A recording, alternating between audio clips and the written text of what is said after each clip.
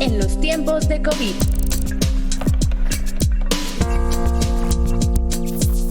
Análisis del momento.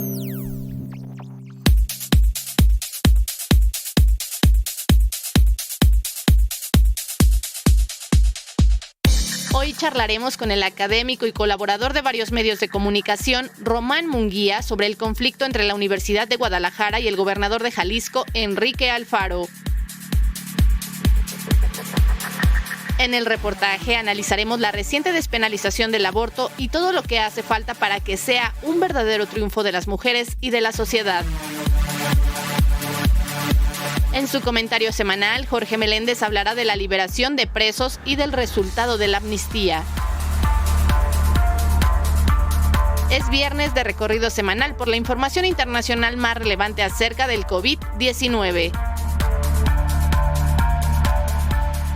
Disfrute usted de nuestra selección musical.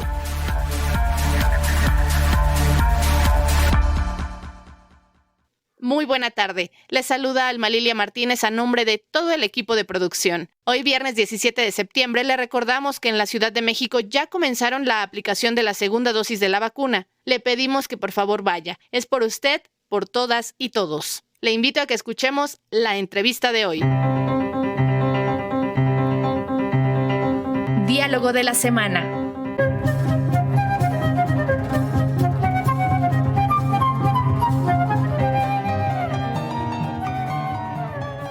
Pues nos hemos enterado de que el señor Enrique Alfaro, gobernador de Jalisco, quiere quitarle 140 millones de pesos a la Universidad de Guadalajara, que se suponía que era muy cercana a él.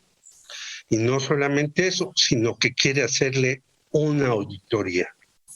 Ante lo cual, el señor Raúl Padilla López, que es el verdadero rector, aunque hay otro señor que funge como tal, pero no tiene esa calidad, el señor Ricardo Villanueva, dicen que pues no aceptan que les quiten los 140 millones de pesos.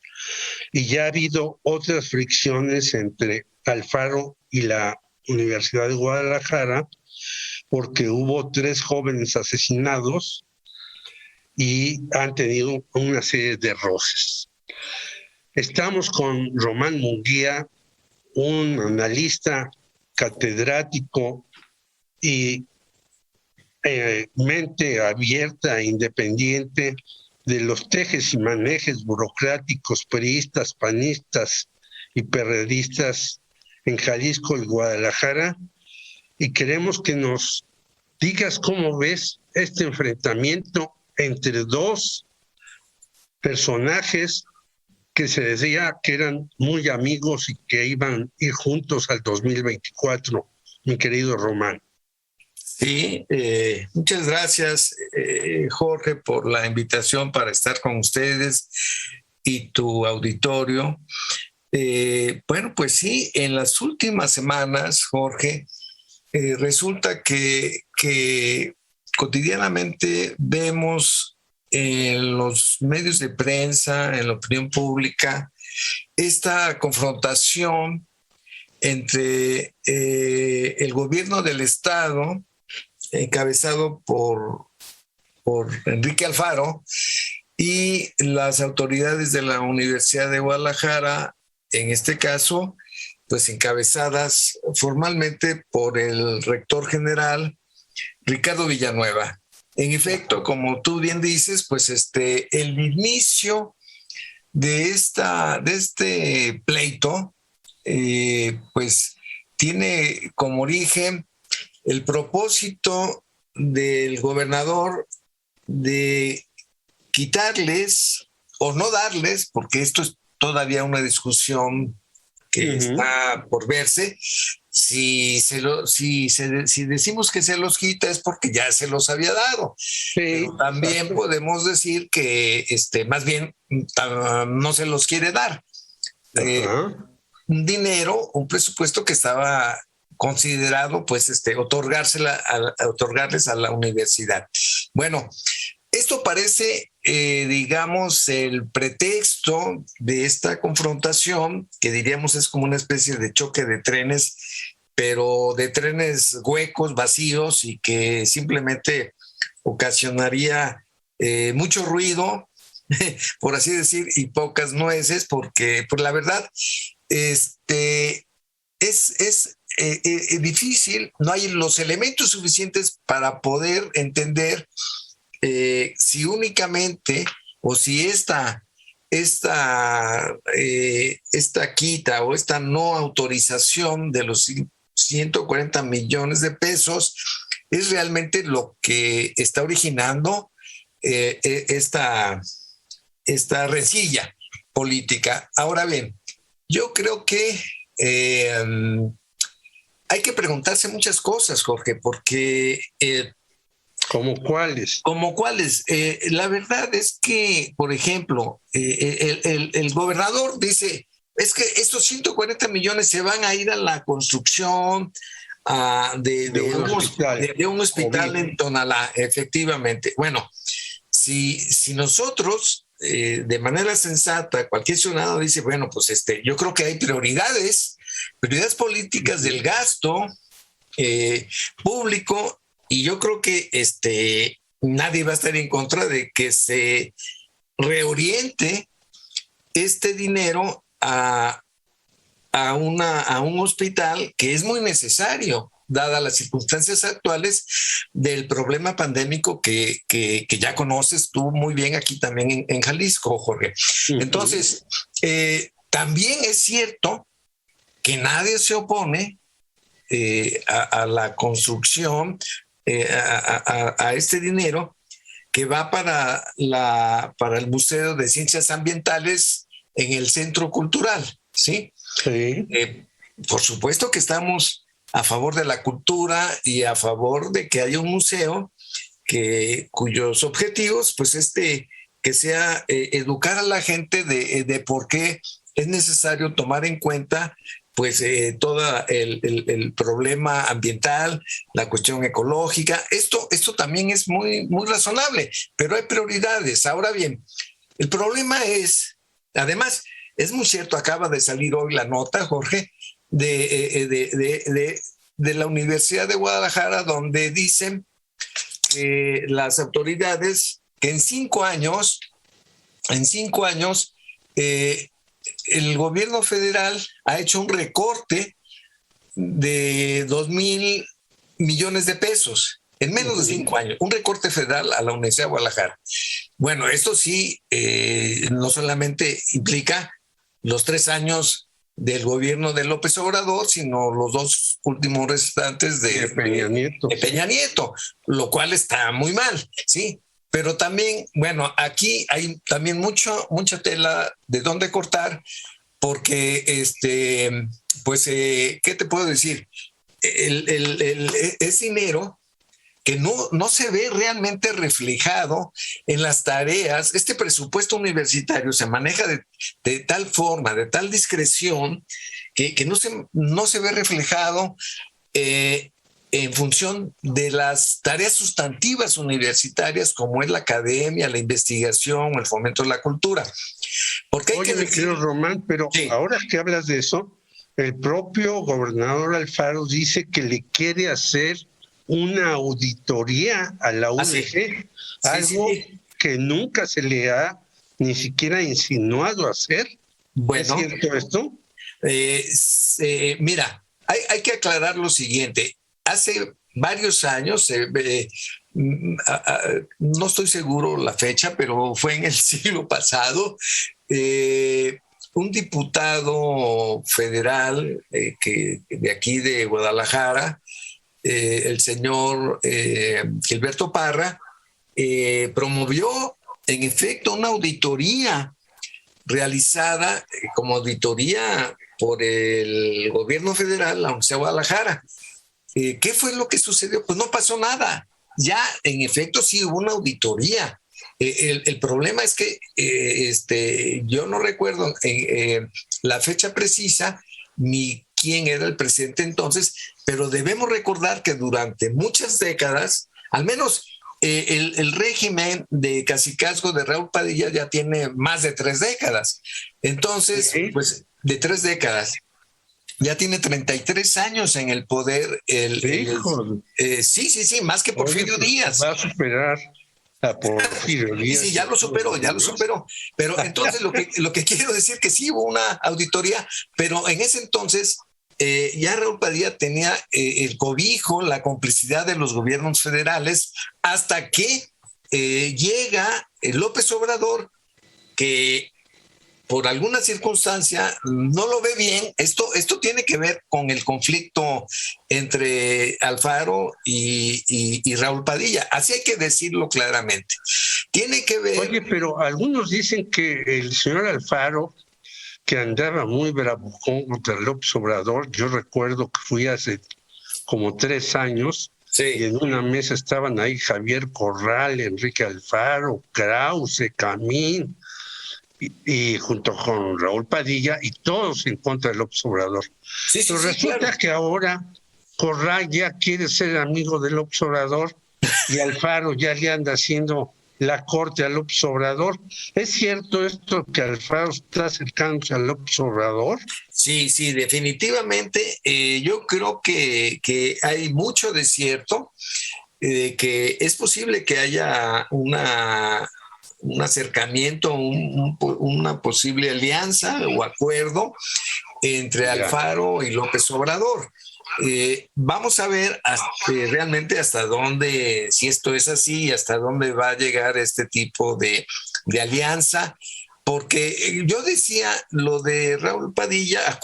Recuerda, Jorge, que Raúl Padilla visiblemente se comprometió con la candidatura de Ricardo Anaya. Sí, totalmente. Totalmente. O sea, se comprometió Raúl Padilla con la derecha, de la oposición de derecha, que finalmente fue derrotada, aplastada, afortunadamente, ¿no? Eso es claro.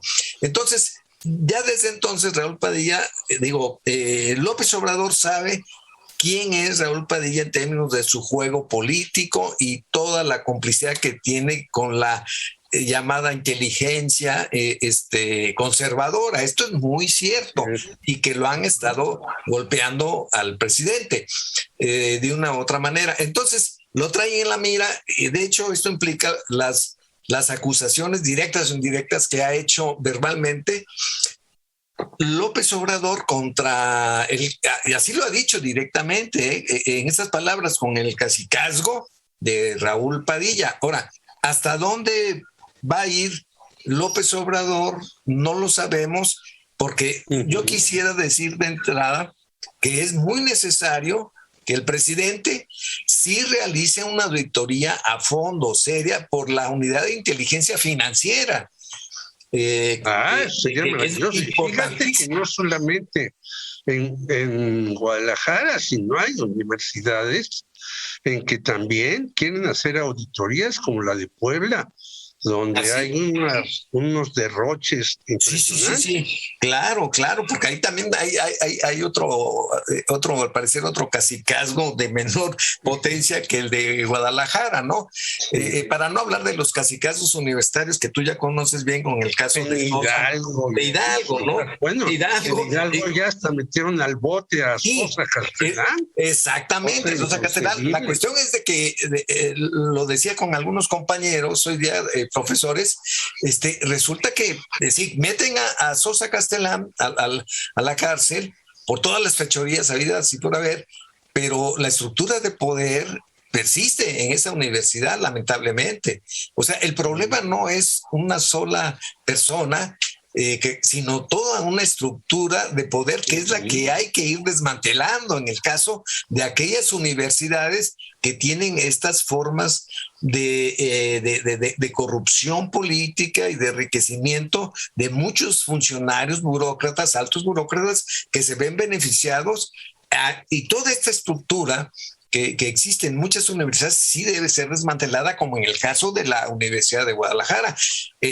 Por eso decíamos, esperemos que las amenazas, veladas que ha dicho López Obrador se concreten en una verdadera auditoría, porque en el caso de la auditoría que aprobó el Congreso del Estado para hacerle a la Universidad de Guadalajara, tiene todos los fundamentos legales para realizarla, porque hay gastos indebidos, malversación de fondos. Justamente está involucrado el Museo de Ciencias Ambientales porque está dentro del gran megaproyecto del Centro Cultural, que de cultural tiene muy poco, ¿sí? Esta es una empresa inmobiliaria más de Raúl Padilla que con... yo les decía hace rato a estos amigos académicos, la Universidad de Guadalajara, Jorge, es la única universidad en el mundo y en México que tiene una empresa inmobiliaria. ¿Para qué? Sí, inmobiliaria, no para construir escuelas, no, para construir hoteles, auditorios, etcétera, etcétera. Y bueno, simplemente este centro cultural, imagínate, Jorge, se llama Centro Cultural Santander, del Banco Santander. Es una cosa aberrante en una universidad pública, como aberrante es que el auditorio de la universidad se llame Telmex, el gran auditorio. O sea, le dan todo a la empresa privada.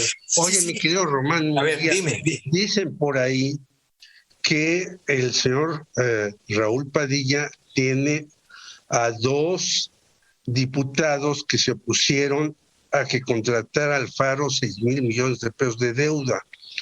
Mara Robles y Enrique Velázquez. Esta señora Mara Robles no es la que estuvo en México como secretaria de Educación. Es la mismísima. La mismísima. PRD, esposa de Salvador Martínez de la Roca Altino. Es correcto, amiga, amiguísima, no sé qué más del Pino, ¿no? No, fue novias. Lo que tú quieres, sí, en efecto. Bueno, ella imagínate ahí metida en la cuestión cultural, en no sé cuál, en qué administración, pero es una cosa que realmente uno dice hasta dónde se extendieron los tentáculos de Raúl Padilla en el gobierno de la Ciudad de México en aquel entonces. Pues sí, es que estaba con Miguel Ángel Mancera, no hay que olvidar esta señora Mancera. Bueno, ahí está, para que veas, imagínate. Y entonces Miguel Ángel Mancera ha bombardeado también a López Obrador, así es, a todos ellos, y ahora desde Jalisco, pues también siguen haciendo de las suyas. Sí. ¿En qué crees que termine todo esto? Sí, mira, déjame tratar de dar una respuesta al origen del conflicto, según yo, como una conjetura, pero me parece que hay algo que le da firmeza a esta hipótesis. Es que Raúl Padilla, con su grupo de poder, pues realmente le estorba a la política gubernamental de Alfaro, por muchas razones, porque tiene demasiada extensión y muchas influencias en ámbitos de la esfera del poder político gubernamental, el Grupo Universidad. Una de ellas, y a esto voy, es que Alfaro, como los gobernantes anteriores, municipales y estatales, más que gobernantes han sido promotores inmobiliarios, ¿sí?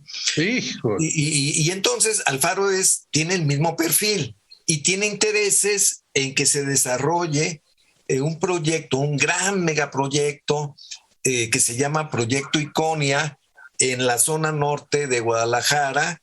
Y es una cosa impresionante este proyecto de no sé cuántas torres muy altas y es un proyecto impresionante, básicamente de capital inmobiliario español, ¿sí? La historia del capital inmobiliario en manos de los gobiernos es impactante, porque gran parte de espacio público se ha ido a manos privadas, en el caso de Guadalajara. Este sería uno más que habría que detener. Entonces, ¿qué es lo que sucede? Raúl Padilla manda a los estudiantes de la Federación de Estudiantes Universitarios a hacer un plantón, un campamento dentro de los terrenos que están en disputa o que van a ser, que serían de este proyecto inmobiliario, y allí los pone al presidente de la FEO en esta protesta, digámoslo. Que por cierto, pues es muy legítima porque están defendiendo espacio público, ¿no es cierto? Y también uno que otro colón de esa zona, de ese barrio que se llama Huentitán. Ahora bien, la cosa es que ¿por qué están allí los estudiantes? El sector corporativo del control de los estudiantil de Raúl Padilla, ¿por qué están allí? Que es una cosa que dice, bueno, está bien, pero estos estudiantes, por ejemplo, nunca han defendido, nunca se han opuesto a los miles y miles, decenas de miles de estudiantes excluidos cada año en la Universidad de Guadalajara. Jamás abren la boca para decir, queremos que esto se pare y ya no haya los miles de estudiantes excluidos como aspirantes a la Universidad de Guadalajara. ¿A qué voy? A que esto es un estorbo para este proyecto inmobiliario, esos estudiantes, algunos colonos, y me parece que en la medida que a Raúl Padilla no le han ofrecido una tajada de este proyecto, bastante, bueno, supermillonario, pues yo creo que por ahí tiene que ver por qué Alfaro manda desalojar a los estudiantes con lujo de violencia. Y esto es algo que generó también el enfrentamiento, y por eso la universidad está levantando una campaña de firmas en la que dice, estamos a favor del hospital, estamos a favor del museo. Pues claro, eso está muy bien.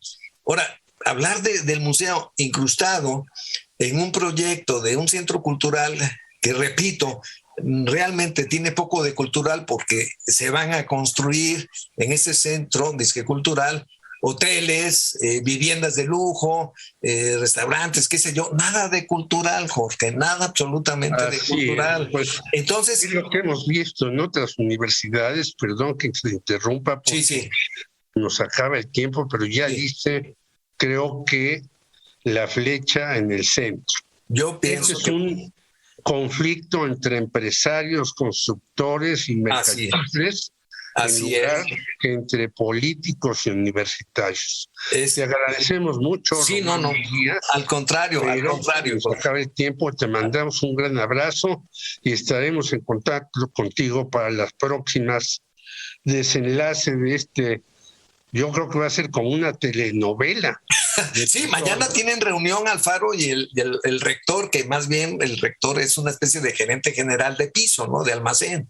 Claro. Muchas gracias, Román. Ándale. Un abrazo, hasta luego. Un abrazo, gracias por la invitación. Adiós. Adiós. Si de los errores se aprende, a mí me sobran las clases y los cursos del INEM. Si de los errores se aprende, me sobran títulos, licencias y carnet. Me sobran títulos, licencias y carnet.